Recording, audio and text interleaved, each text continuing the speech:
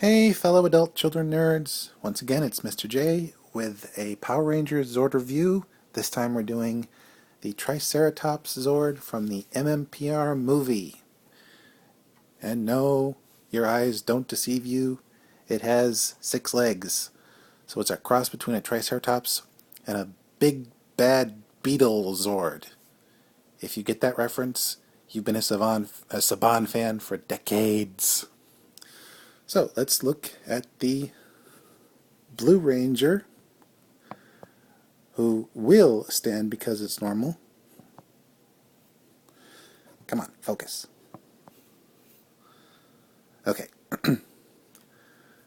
He's got some really good molded detail, some barely visible paint apps, black, gray, metallic blue, on blue, and honestly, these mini Ranger figures are very impressive. And I've seen some very impressive minifigures. And this little dude fits right in there. Right in the head of the Triceratops, which is technically where the cockpit is, but it's much smaller in the show. And, before we compare, let's check out the tail, which can flip up and do this,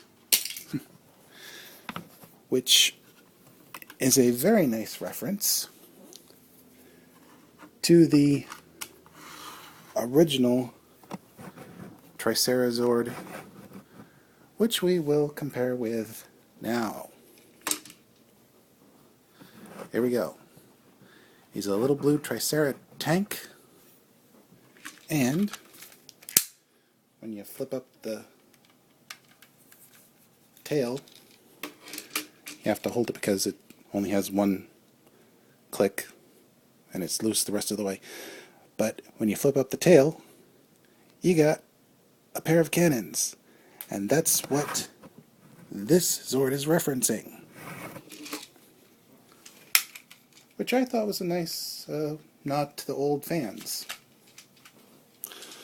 So let's get to transformation.